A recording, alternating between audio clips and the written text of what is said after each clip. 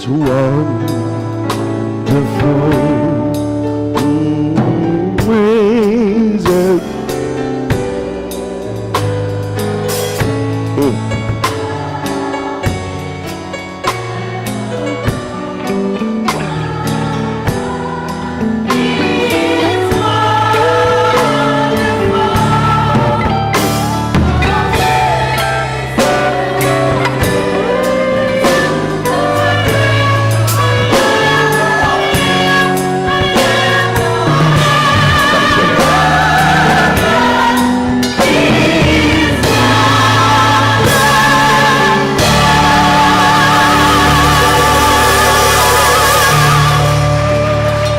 come on, tell the Lord thank you in this place. We thank God for his grace and his love and favor. I just sent a message back to the media team as the Lord called an audible on me. And so I hope y'all got that. I sent it back to the media team. There is an audible. Anybody know, some of you don't know what an audible is? It's like when you have the play coming out the huddle, and then you get there, and good quarterbacks know how to read defenses and change the play at the line of scrimmage. Well, I'm at the line of scrimmage, and the Holy Ghost started bothering me. That's why I was a little late coming back in this third service. And you can get the CD from the first two, either one. But we're going to go over to Genesis chapter 21 in this service. And we have just come off the mountain, and our church administrator, Sister Nina Ward, before we left on Thursday, the bus was here, and I ran to church to come through the office, just to check things before I left. Got on the bus, and we had a wonderful time in the Lord. And she said to me when I came in, before I could say something to her, she said, "Now, Rev, you're going on the mountain, so, if you get up there, God may change or say something to you." So, because, they usually have to have the worship guide finished by Thursday. So it already has my sermon and all that information in it. And she said, "So we'll just go ahead and put the Word of God unless you tell us different." I said, "Well, let me get to the mountain and see what God says." And we got to the mountain, and we were engaged. So I texted back on Friday. I said, "It seemed like the Lord gave you the answer, because I ain't heard nothing from him yet." And we're up here in the mountain, and they put me to work. I did 6 sessions. The committee, the cabinet, as we affectionately call it, they said, "Rev, this is your first time, so you do the entire teaching piece." So we taught about God is in control of your life spiritually, mentally, physically, and financially. And to the brothers, we'll be sharing those things within our communion and faith. So the Lord tickled me early this morning. I said, "Is this I asked him, Brother Cornell, is this a now or a later?" So when I was in the office, he said, "Now." And I said, "Really?" So I put a few notes down on a piece of paper, and I said, "Well, come on, Jesus, let's go." Let's get into Genesis chapter 21, verse 14, New International Version. "Early the next morning, Abraham took some food and a skin of water and gave them to Hagar. He set them on her shoulders and then sent her off with the boy. She went on her way and wandered in the desert of Beersheba. When the water in the skin was gone, she put the boy under one of the bushes. Then she went off and sat down nearby, about a bow shot away, for she thought, 'I cannot watch my boy die.' And as she sat there nearby, she began to sob. God heard the boy crying. And the angel of God called to Hagar from heaven and said to her, 'What is the matter, Hagar? Do not be afraid. God has heard the boy crying as he lies there.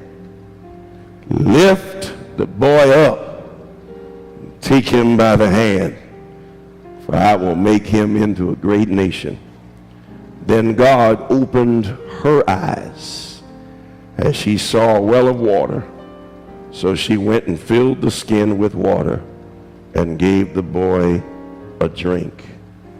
For just a few moments this afternoon, my mama prayed for me. My mama prayed for me. And, well, you see how quick they work. Amen. Thank you.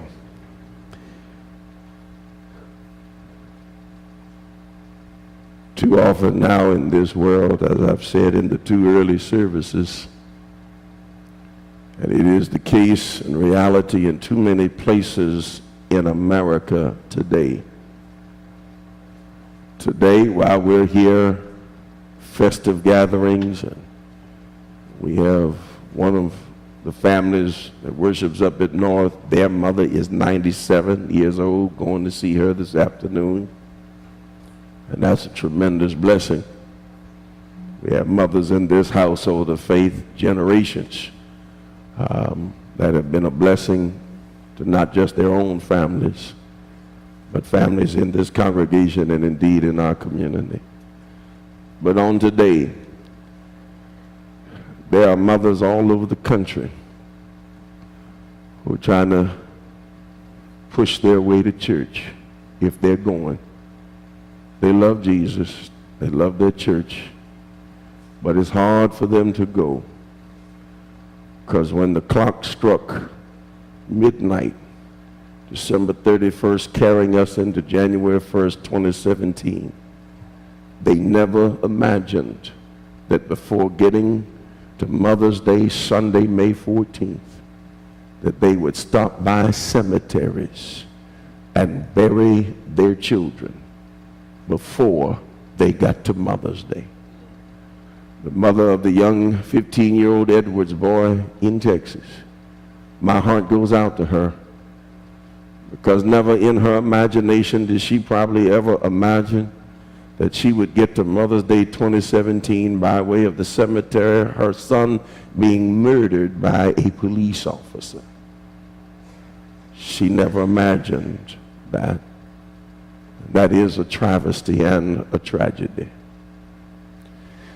In this country, and the list continues to grow, our young black boys are being decimated by poverty, imprisonment, gang and drug life, and the greatest threat to us now is just letting them leave the house.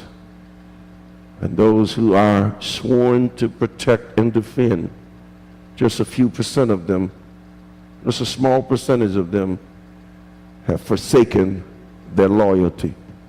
So now we find ourselves having to have, and we're going to have one here, talk sessions where we can have law enforcement talk to our young boys and girls before we get into the summertime.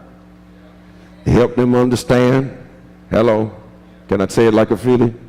That if the po-po roll up on you, there's a way you got to act. There's a way you got to deal. And then somebody has to have their cell phone on. Talk to me, somebody. We never thought we'd have to have that conversation. But that's the kind of world we're in today. And that's the kind of tragedy we find ourselves in. But in history, history is repeating itself. For wherever there has been oppression and suppression of a people, a nation, or a race of people, there has always been God's divine hand of deliverance and movement through a mother who knew how to pray, through a father that knew how to work and how to labor. Aren't you glad about it? And so in times like these, when the crime on the street used to be us messing with each other, it's now the police killing our children rather than protecting them. If there's ever been a time we need some praying mothers, it's now. But I'm so glad for the prayers of a mother, because the prayers of a mother have kept us, as the old folks would say, from danger seen and unseen. There's some stuff that never even came our way because mama prayed. That there's some things that never even crossed our path because grandmama prayed. There are some things that never even came up in our life space because there was a big mama, an Annie, a Medea, that was praying somewhere that God would touch and intervene. Is there anybody here today who can thank God for being here today because you know you had a mama that prayed for you? This text intrigues me, and it pulls me into a conversation that I wasn't really necessarily wanting to have. But here is the reality of the text. This woman named Hagar is an African, and she was a servant in Pharaoh's palace. She was stunningly tanned by the African sun. She was a beautiful woman, as suggested by the fact that she was added to Abraham's household when he was paid to leave Egypt. You have to understand, Abraham was paid to leave Egypt. The Egyptian custom brought the best looking women into service in the palace of Pharaoh. They were cared for in exceptional ways, although they were servants. They were not slaves as we have known slavery in America to be. They were unpaid attendants who were provided for. And that she was apparently given to Abraham suggests that she was one of Pharaoh's best. Beautiful, bronze, intelligent woman. She was one of Pharaoh's best. She is the mother of the family that we now call the Arabs or the Ishmaelites. And they are the ones who control the oil of the world. Yeah, that is their argument to this day. And America hadn't learned to stay out of people's families' business. Because the fact of the matter that Isaac and Ishmael all claim that Abraham is their father. That's a family feud that's going on. And when Abraham was conflicted about how to deal with the family, God said, don't worry about Ishmael. I'm going to bless him too and make him great. But I'm going to bless Isaac, and through Isaac shall your seed be multiplied. So, you know, Papa was a Rolling Stone. He messed up with an African woman, and both families are blessed. All right? Now, you can deal with that religiously however you want to deal with it, but I stay to the Judeo-Christian tradition that God said I would bless Abraham, and he is the father of many nations. And so the reality is that Ishmael is blessed because God told Abraham Ishmael was going to be blessed. Isn't it interesting that the children of a black and gold woman control the black gold? Let me say that one more time. Isn't it interesting that the children of a black gold woman control the black gold? When Hagar became pregnant, she mocked Sarah, who dealt with her harshly. Hagar then fled into the wilderness, where at the well on the way to Shur, she encountered an angel of the Lord. The angel revealed Ishmael's future to Hagar, that his descendants would be a great multitude. Tradition has it that Hagar is the ancestress of all of those Arab peoples, and the prophet Muhammad, that's the ancestry of it. She is the first single parent mother mentioned in the Bible. And you thought you were all alone when he left you. You ain't been the first, and you ain't gonna be the last. But I got some good news for you. God hears you when you pray. She was a servant. She was a handmaid who could become concubine to a great king, which thus ensured the status of her offspring for generations to come. Now, you and I read the text, and we don't like it. We don't like it that Hagar was put into a relationship against her will. We don't like it that she became Abraham's chick on the side. Bet you got a chick on the side, unless I know. Yeah. Oh, I'm sorry. I was still in the men's retreat up north. Yeah, she was his side. We don't like that. And we don't like what it suggests, and we shouldn't be comfortable with what it suggests, but it is the reality of the narrative, and we have to be able to look at the narrative and make a decision that we're not going to allow that to be repeated. Hello. If you can't be first, don't be his seconds.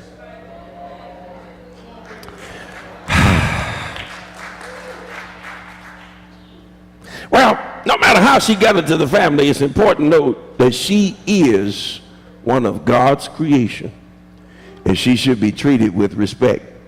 She's an African woman. a woman of great value in the plan and purpose of God. She is a woman of dignity. Though she's a servant, she got class. She is a woman with great perception, spiritual capacity, and natural nurturing strengths.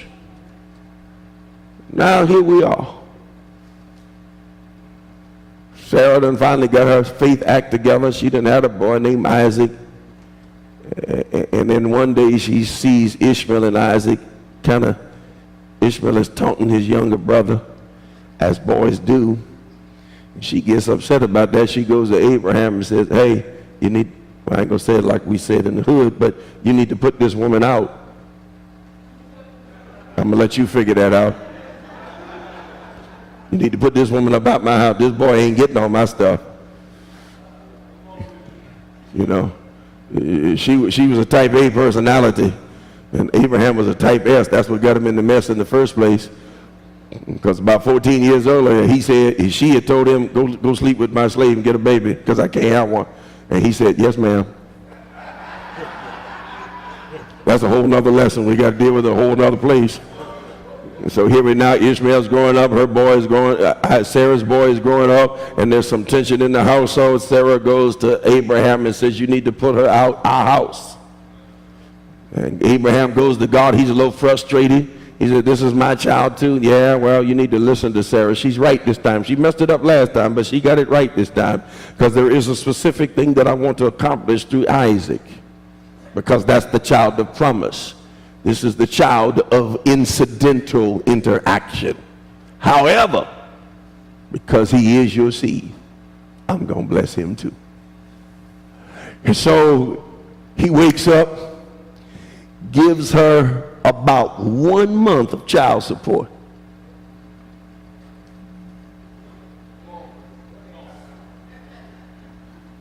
And sends her on her way. She had to give back the American Express card.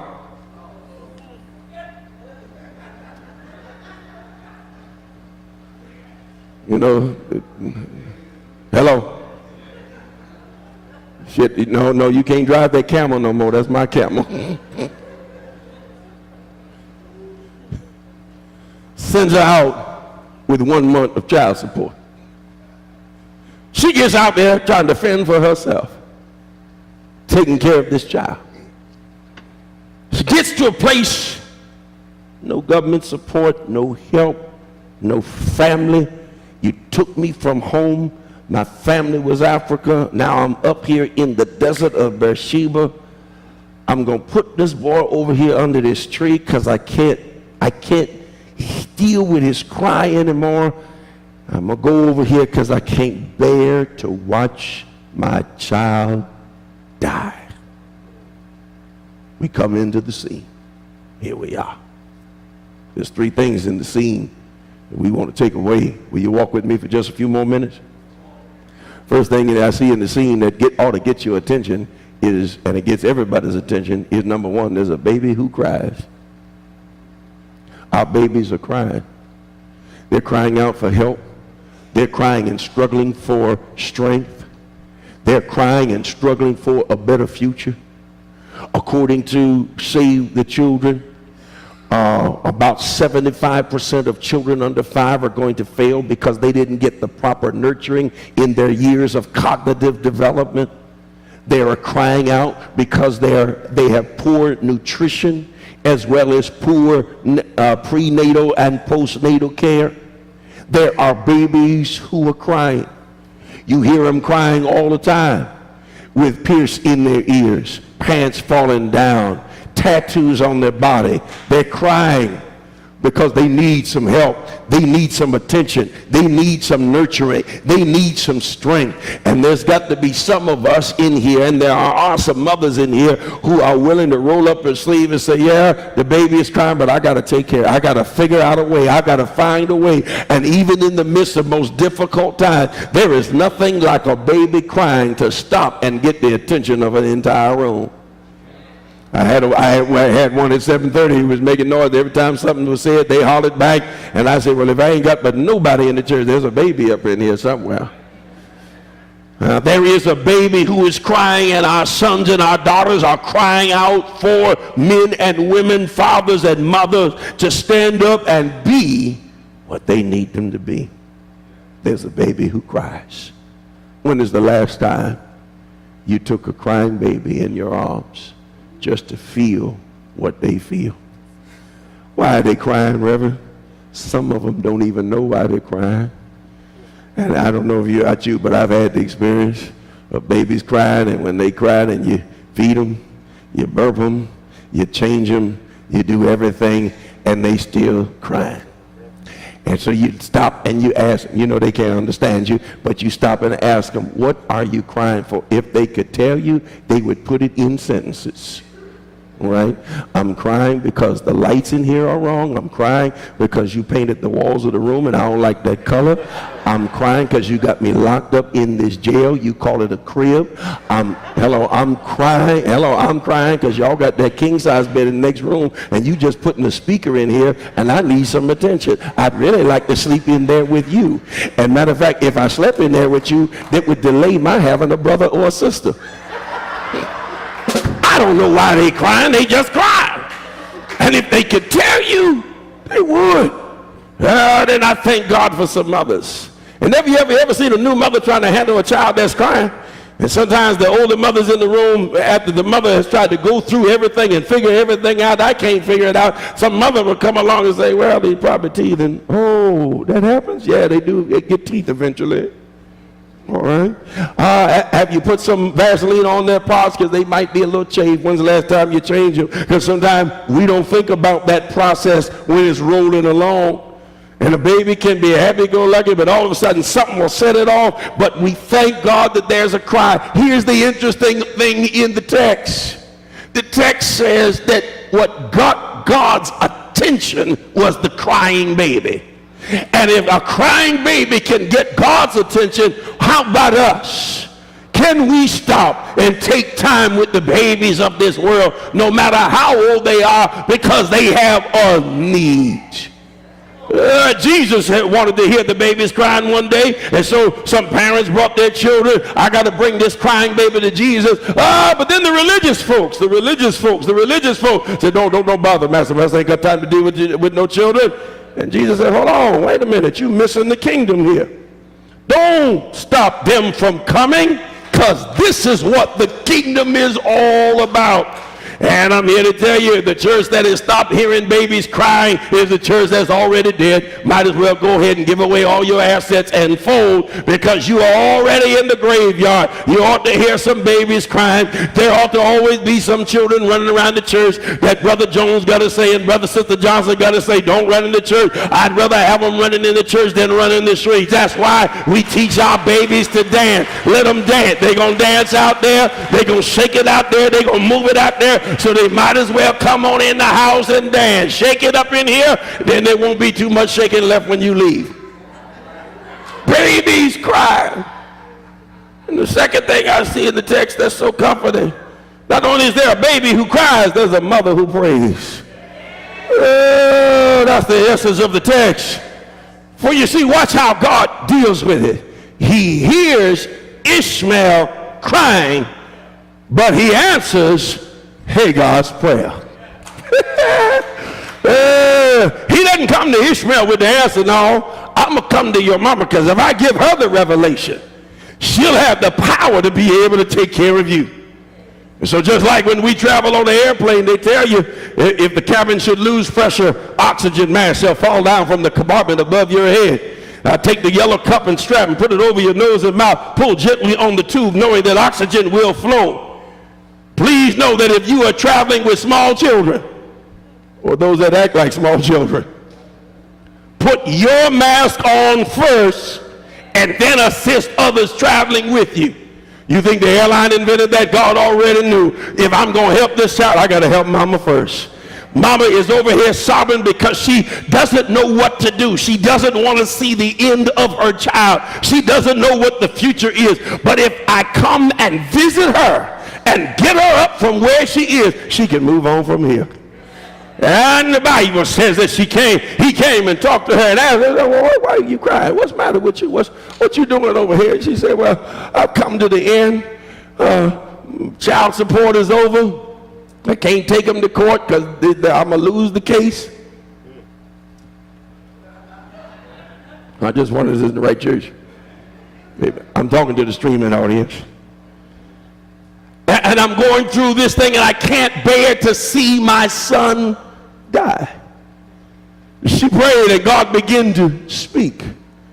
And he began to say, Hagar, it ain't going to be like this always. She said, I can't watch the boy die. God heard the boy. He said, what's the matter? And he comes to her with an answer. Here's part number 3. Baby who cries, mother who prays, a God who answers. Watch this. He says to her, lift the boy up. I don't think you got that. The baby's over there crying. Child's over there crying. She's away, so she doesn't want to see him die. And the first thing he says is lift the boy up. Are you hearing this? Can you envision her returning to the boy who's under the tree? He's emaciated, he's dried out, he's thirsty. God, the first thing God says to her is lift him up. Let him know that he's not to stay in this down condition. Let him know that life may have knocked him down, but you're not to stay down. When you get knocked down, I don't care what it looks like. You use every ounce of strength you can to get back up. And I'm so glad, and I know you're glad too, that you had a mother that when you got knocked down, after she got through letting you know you're going to be all right, she'd have that talk with you. Now get yourself back up. Get yourself back up. Mama, you don't know what this man did to me. Cut him loose and keep on moving. Mama, you don't know what happened to me on the job. That's all right, son. You fix yourself up, get up, and go get another job. We always need some mothers who will come lift us up no matter what it looks like. I'm down and I'm out, but we need some mothers to be able to say, you can get up from there. You can do it. You can make it. And I'm so thankful that I had a mother, gone now 5 years, that no matter what was going on in my life, when I wanted to fall out and die, she would chastise me. She would talk to me. She would give me the truth of my situation. And then she would tell me, now get up. Get up!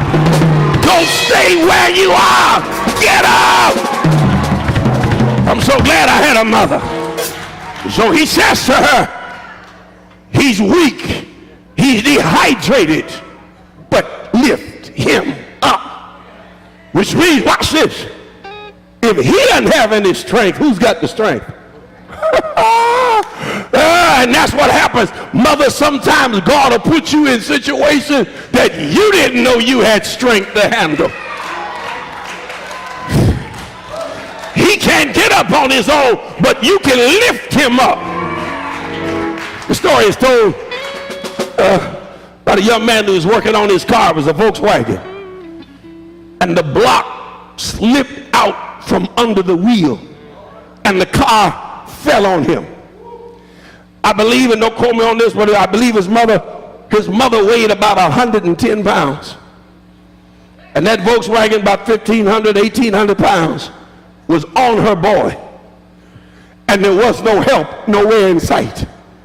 And the story, true story is told that she came over and lifted at 100 and some pounds, lifted a 15, 16, 1,800 pound car up to get her boy out from under that car.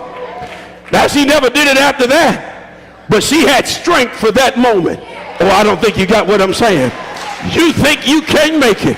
But when you decide, I got to get my baby out of this situation, God will give you strength to go through. He'll give you strength to stand. You'll be able to walk in the courthouse, in the jailhouse, in the schoolhouse with strength you didn't know you have. Because that's my boy. That's my girl.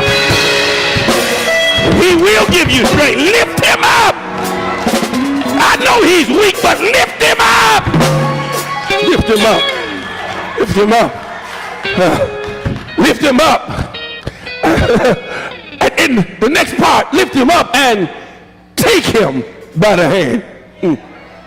Take him by the hand. So, in other words, take him by the hand like he was when he was little and he didn't know where he was going. You took him by the hand because you led him where you needed him to go. And if God gave you the strength to lift him up, he's also going to give you the wisdom to take him by the hand. You went to the right, you should have been going left. You went forward and you should have been stepping back. Wherever you are, he took him by the hand. And then God says something to her. When you pray, that's right, holler back at me, son, I don't mind. I'm about to close now, I'm on my third close. Then the scripture says something that's interesting. He said, lift him up, take him by the hand, and here's what's going to give you strength, Mama Hagar. For I will make him into a great nation. The revelation of who your children are, mothers, is given to you. Fathers, it's given to you. And when you get the revelation of who your children are destined to be, it'll give you the strength in the midst of a famine to lift them up. It'll give you the vision to take them by the hand and lead them into a new future. Take them by the hand, lift them up, lead them in the new future, and then watch what God did. As soon as she moved, picked him up, started taking by the hand, then God opened her eyes to see a revelation she hadn't seen before. God opened her eyes and showed her a well of water. Oh, I wish I had somebody up in here. I feel like preaching now. She went and filled the skin with water, and she gave the boy some water. The theological underpinnings of that is that the well of water represented Christ. Are you hearing me? He said, I am the living water. If you drink this water, you won't thirst again. It is an allegorical situation. She is providing natural water, but there also is a spiritual implication behind it.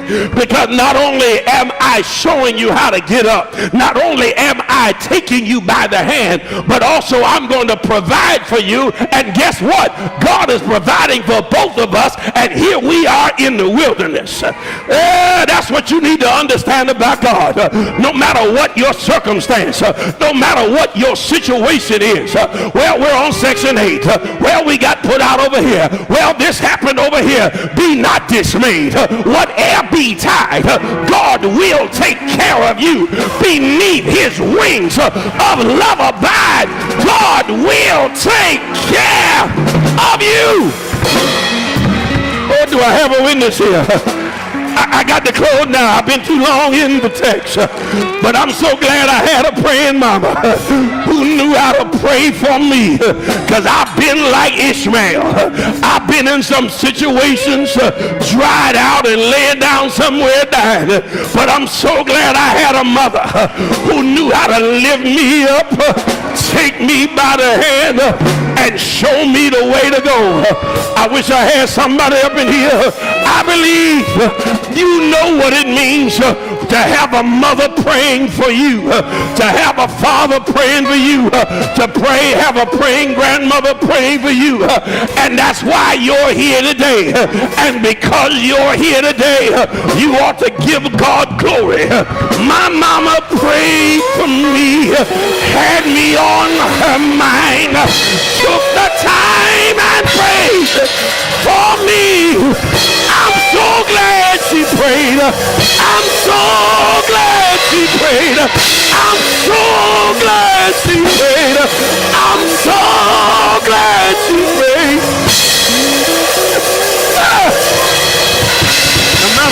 My. so glad she prayed. In the wilderness, but she prayed. Didn't have it in the bank, but she prayed. Didn't have it in the kitchen, but she prayed. Didn't know how we were going to make it, but she prayed. She prayed. She prayed. I don't know what she prayed, but her prayer might have gone like this. Father, I stretch my hand to thee. No other help I know. If thou withdraw thyself from me, oh, whither shall I go? Hello, my mama prayed. My mama prayed. Did your mama pray for you? Did your grandmama pray for you? You're walking in blessings now that somebody else prayed for. That's why you ought to give God glory and praise in this place. Stand on your feet all over this place today. Hallelujah. My mama prayed for me, had me on her mind. Took time, pray for me.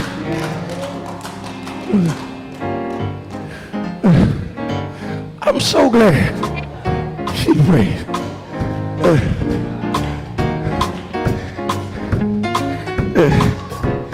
I believe, as I heard your testimony, not just your prayers, but I believe there's some prayers your mother prayed. Even though she may not have been here to see it, father, grandmother, may not have been to see it, but they prayed it.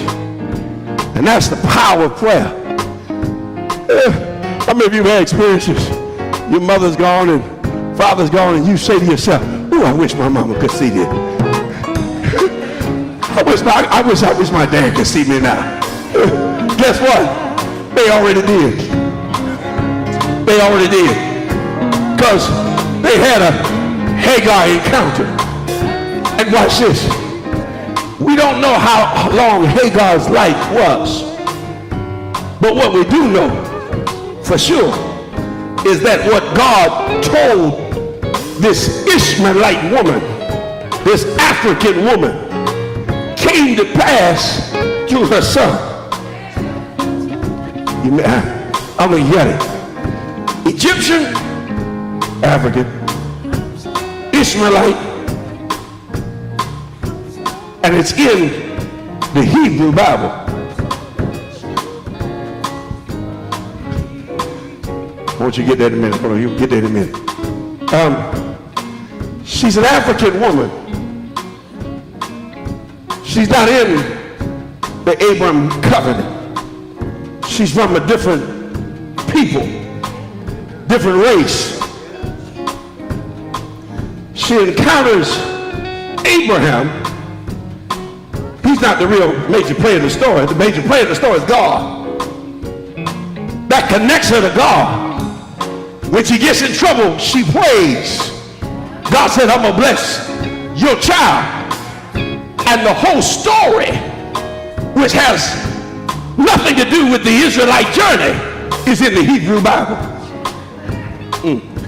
That's like Ruth the Moabitess, who ain't got no business being up in the book. Did you get that? I think you got it now. And she ain't got no business being in the book, but she in the book. And she talks to the same God. The same God that answered Abraham and Sarah is the same God that answers Hagar too. Now, all those brothers, we watched The Birth of a Nation the other day. Yeah, we watched it on the way up. And I told him, I said, please don't make any stops. Because you had about 35 black men on the bus that had just watched Nat Turner. And we heading up in the country. You know, we saw the signs for Trump and Pence up in the country. And I said, you know, let's not make any stops. Because this the wrong bus to be messing with right here. Weren't even supposed to be in the book. Not a part of the story. but we see her prayer. I think you got it now. Here we are, the people, we've been around here for about 400 plus years. We ain't even supposed to be in this story. We ain't even supposed to be in this story. Baby, we ain't even supposed to be in this story. And there we were on that Tuesday in January, flying out on Air Force One, having left the White House after 8 years. We weren't even supposed to be in the story. We weren't even supposed to be in the story. And look what prayer did. Woo! I'm so glad she prayed. All right, I'm through. I'm so glad she prayed. Here's what I want to ask you. I'm so glad she prayed. Let me deal with this now. Oh yeah, we got to go. First group I'm talking to is those who need to be saved. You don't know Jesus for yourself. And it's interesting that whatever Hagar got a hold of, she knew how to talk to God and get an answer. And you're going to need that God connection in your life. If you need to be saved, I'm going to invite you to come meet me down here at this chancel around. Second group I'm talking to is those who need a church home. And it's a wonderful place to hang out. I love coming here. Not just coming because I'm the pastor, it's just a wonderful group of people. And we're trying to make heaven our home. And the beautiful thing about it is that we all struggle with something from the pulpit to the pew. There's not perfection in this house, but we seek a perfect God in this house. Yeah, and through him, we learn how to walk in excellence. Not in perfection, but in excellence. I may disappoint you. Even our greatest leaders in the life of the church, they may disappoint you, but Jesus never disappoints. So here's my first appeal. You need to be saved or you need a church home. I'd love to be your pastor. Help to preach and teach and share with you the word of God so you can find your way. I guarantee you there's some praying Hagars in this house that will help you on your journey. Those are the first two groups I'm talking to as we're singing. If you fall into any one of those categories, you need to be saved. You want Jesus' power in your life, or you need a church home. I want you to make your way down any one of these aisles. Say excuse me to the person in the pew next to you and make your way down here and I'll meet you here. Come on, as we're singing, I'm so glad. I'm so glad she prayed. Oh, I'm so glad she prayed for me. My mother prayed for me. What? Had me on her mind. Took the time. Prayed for me. I'm so glad. I'm so glad she prayed. I'm so glad. I'm so glad she prayed. I'm so glad she prayed for me. Now there may be somebody here today, we've already had chance of prayer, but I don't want to overlook you on this Mother's Day. And something in the Word turned something for you. God met you where you needed to be, and you just want to take about 60 seconds to come on down and talk to him. The chancel rail is open now if you need to come. I don't want to ignore you in this house. Maybe there was a brother, you weren't in the first section with all the mothers. That's all right, but if you feel the need, we invite you to come. We invite you to come. Whatever need you have. Took the time and prayed for me. Amen. I'm so glad she prayed. Oh, I'm so glad she prayed. I'm so glad she prayed. Our ministers are coming to minister to you. Amen. Mother, pray for me. Had me on their mind. Took the time to pray for me. Maybe there are other families that need to come. Oh, I'm so glad she prayed. I'm so glad. I'm so glad she prayed. Oh, I'm so glad she prayed for me. Pray for me. Had me on her mind. Took the time to pray for me. Oh, I'm so glad she prayed. I'm so glad. I'm so glad she prayed. You need to come. Come on, it's all right. Families, if you want to come, we'll take time and pray with you. Pray for me. Had me on her mind. took the time in the name of Jesus. In the name of Jesus. Oh, I'm so glad she prayed. I'm so glad she prayed. I'm so glad she prayed for me. My Jesus prayed for me. My Jesus prayed for me. In the Garden of Gethsemane. Yes. Time and pray for me. God, in the name of Jesus, power of your Holy Spirit, touch and bless. I'm so glad he prayed. Oh, I'm so glad he prayed. Amen. We pray for them, touch them. My Jesus prayed for me. In the garden of Gethsemane. That's it. Took the time and prayed for me. Blessings to you, bless you, bless you, bless you. How you doing? Oh, I'm so glad he prayed. Oh, I'm so glad he prayed for me. My Jesus prayed for me. In the Garden of Gethsemane, took the time he prayed for me. Oh, I'm so glad. I'm so glad he prayed. I'm so glad. I'm so glad he prayed. I'm so glad. Glad he prayed for me. All right. Pray for me. Had me on his mind. Took the time and prayed for me. I'm so glad he prayed. I'm so glad he prayed. I'm so glad he prayed for me. My Jesus Pray for me. Had me took the time and prayed for me. I'm so glad he prayed. I'm so glad he prayed. I'm so glad he prayed for me.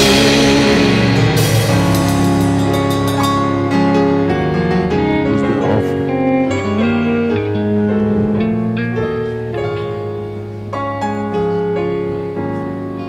We're going to now, in our ministry of giving, where we're going to read the litany, the tithe litany first. I tithe because it is a direct command from God. I'm so sorry. Would you please stand? Would you please stand for the reading of the tithe litany? It's on page 4.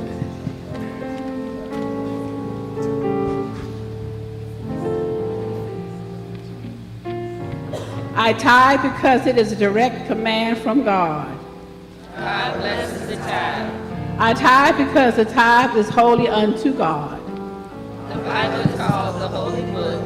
God's house is the holy place, and God's Spirit is the Holy Spirit. I tithe because God commands his people to do so. And I want to be an obedient child and citizen. I tithe because it is an evidence of consecration. They also brought in the tithes, which were consecrated unto the Lord their God, and laid them by heaps. I tithe because tithing makes me conscious of my partnership with God. Furnishes the natural resources, and even creates the intelligence and energy within me, by which natural resources are transacted into wealth. I tithe because after getting 9/10 for myself, I should not then use any part of all of God's 1/10. That would be the same as an employee receiving his salary and then taking additional money from the part belonging to his employer. God calls that robbery. I tithe because God promises a curse upon those who rob him by refusing to tithe. God is a good collector. If I refuse to pay the tithes voluntarily, I must involuntarily give it up in one way or another. I tithe because I believe in prayer and stand in need of God's help every day, for which I must pray. But if I disobey God and rob him by refusing to tithe, I am in no position to ask him for anything. I tithe because I need and want the blessings which God promises to those who tithe.